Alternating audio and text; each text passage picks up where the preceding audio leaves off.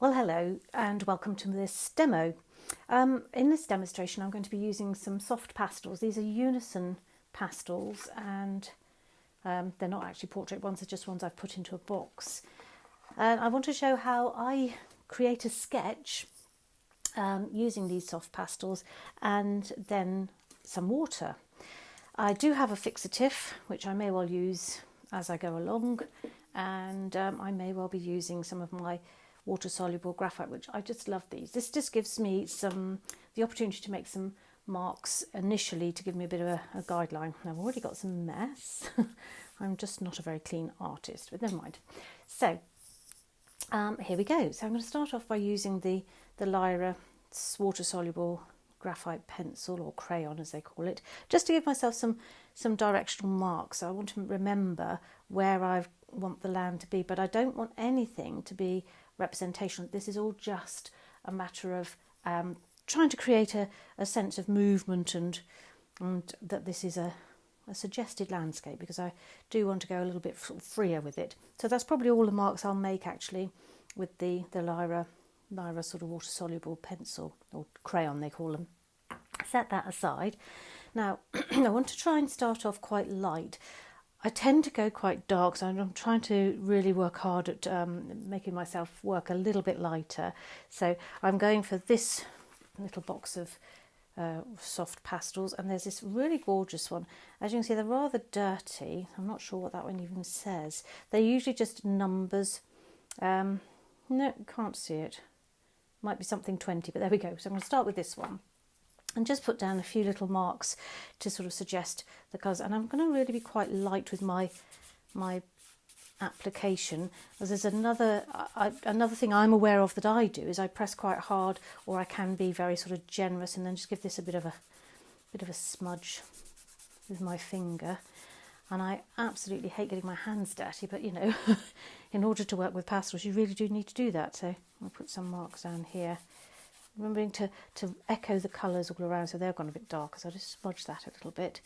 Keep that, might just go a little bit firmer with that, just get that blended. And then I'm going to just build the colours up. I'll leave the ones I'm using to the side, so in a moment I can go back and show you all of the ones that I've created or worked with. So this is another one. Oh, this is BV13. So hello if you're here and watching. Thank you for taking the time to pop in.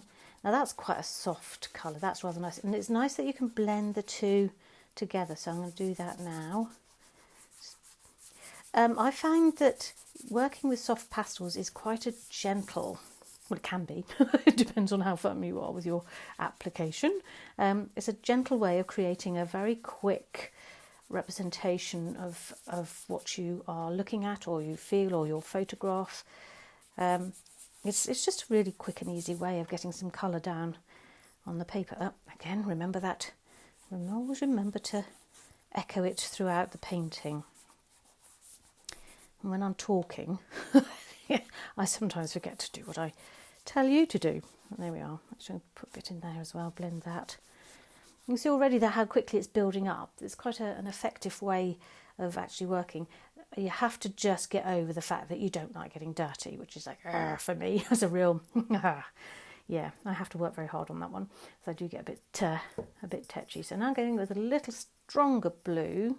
Well, this actually says it's grey 9, but you'll see that it's, there you are, that's kind of got a bit of depth to it now, hasn't it? And I can tell that because I'm talking, I'm just working a bit quicker now, actually being much more representational than I wanted to be, and I wanted it to be a bit more. So you're going to have to go with me now, folks. I'm going bold. She's going in. And really, this is just concentrated pigment, and it's just a fun way of working. It's really great. Put some there as well. And the fact that you can, if you were to fix it with the fixative spray, you can keep going back in, which is just wonderful. So that's 3 colours I've used so far. Now I might get, in a minute, I'm going to go super bold. These are broken, so unfortunately I can't tell you what they are, but it's a real plum purple and a lovely sort of mustardy colour, gorgeous colours, but they're going to go in here in a minute, and then I'll probably have to reinstate my colours.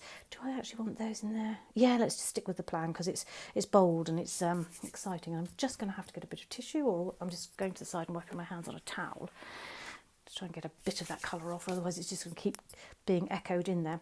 So this may well look crazy, folks, and indeed it is, but I'm going to go very gently into the sky with my fabulously sort of mustardy colour. I'm also then just going to do these, whoops, that was too exciting a mark. I took the whole pad with me and blending that in, and just do this, just blending. And it's just brilliant fun. And see, I love that white area there. That's just fabulous. I can see there's a few people watching. As I'm concentrating, I'll just say hello to you all, and I'll respond. Look, I'll respond to you all presently, or afterwards, maybe in the comments, I'll respond. And I must remember to keep that light. Isn't that just beautiful? And this is going to be crazy, folks, but you know, it's going in, and this really fabulous plum colour. And I'm trying to also remember to do different marks because it's easy. I think because I've painted landscapes so much, or I'm in the landscape so much, I forget to do any other line than sort of a horizontal sort of line. There's some of that in there, maybe a little bit in there. So I'm finger painting, which is also great fun. And I think I'm going to have to seal this now, as I don't think I can go much further. What I can really do, I'm just going off camera slightly to get a tissue. And as I have my headset in, I'm probably going to strangle myself. Here, I'll just take a bit of tissue, wipe my hands, but I'm also going to waft over the, oh, see there you are, I've actually caught it, the painting so far. And I find it odd, isn't it, to call, you know, working in pastel, something dry pigments, that it's actually a painting, but it is. It is a painting. And that sun's coming in. Oh, and happy 1st of September, everybody. For whatever reason, I feel really super excited that it's September. I'm going to blow, excuse me while I blow on this now. Isn't that weird? Why is it exciting me? I absolutely love autumn and the colours that you get. And leading up to Christmas. Yeah, little insight into Louise's head. I just think it's a nice time of year.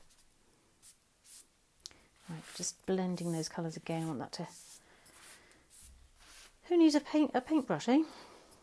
Oopsie. Just going to do the odd sort of little line here. And I did say I was going to fix this, and I think I will. And I've just gone up the side of a paper there. So generous with my mark making. Right, so I can give this a bit of a shake and give it a squirt all over. Now we'll have to take a moment to let that dry, but then you can, when that dries, oh, just don't that smell, it does allow you to go back in, which I think is quite, oh look at that, it goes everywhere. Make sure you've got a cloth down on your table or wherever you're working. There you are. Let's do a quick clean up whilst it's drying. And I want to, as I say, maintain that light there. So if I just recap the colours I've used so far. So I started off with this one. Let's see if we can find a way of cleaning that off. It looks like, oh, it's A20. If you wanted to order this one, which is a lovely beigey colour. So it's A20 Unison. Then I used this one, which is the BV13, followed by grey 9, and then these two. So that's a wonderful purple and a yellow ochre mustard colour. There we go. Right, so this could well be ready to go in, so I'm going to risk it, and I'm going to go in with this one, which is absolutely no idea, so it's A something, but it's a rich creamy colour. I just want to capture some of that light again. You see, you can go in now, and but also preserving that lovely light there. That's just pure white paper. I'm working in a sketch pad. It's actually, look, from St. Ives, but so it's just cartridge paper, so it's you know, not that robust, but robust enough. I'll soften that mark a little bit. Quite like that very linear sort of mark there. And just picking up my tissue, which I managed to drop. I like to keep these edges clean if I can. It's the same with any sort of painting. If you keep your edges clean, it helps you to stay focused on this bit. So I was saying just now about doing all these horizontal marks. I could do some verticals. The bit that scares me. So in comes one of my lovely Faber-Castell water-soluble pencils. This is a grey. I'm dunking it into the water off camera. So I'm going to just do a few sort of drawn marks and more or less recapturing some of those marks that I made with the water-soluble graphite crayon. They're quite nice, but I haven't actually gone up. So do I actually do... Oh, it's scary, isn't it? It's scary. So I don't think I will. I would like some sort of odd marks here and here. You can overdo it so easily. You know the old adage, if you're enjoying it, stop it. So put that down. And I might just do, to be bold, let's go up there. See, that might just help, and that might just do it. Yeah, that's quite bold. And with that, maybe a little dash over here. Which, who knows why, but it just seems to work. I'll make that a little bit stronger, I think. If you don't have Unison pastels or any pastels, you can do the same sort of thing with watercolour, obviously, but it's just fun to try something else every now and again, something different. You know, the group is called Watercolours and More, so this is more. I think I'm going to go, look, see that line going there? I really like the idea of continuing that for some reason. And there's also one here. Again, horizontal lines. Why? Don't know. But I really want to save that white bit in here, if I possibly can. I actually have a pure white, so let's go in with that. Just check it's clean. It's actually called grey, but it looks white to me. So it's grey 28, but never mind. We'll go in with it and see how that looks. Yeah, it's white. Where do they get grey from? Actually, I think it's brighter, more appealing than that cream that I used just now, which was A something. Just going to waft over it again, just fanning it to get rid of some of the loose pieces. And I think I might spray it again. And I think, quite frankly, this one is done. I will just quickly show you what my inspiration was. It's a photograph I found, you know, those free ones you get on the internet. That was the image. So it's not really like that, but I didn't want it to be like that. That was just the starting point. So there we are, folks. I do hope you've enjoyed this little demonstration, and I'll see you all again soon. Bye.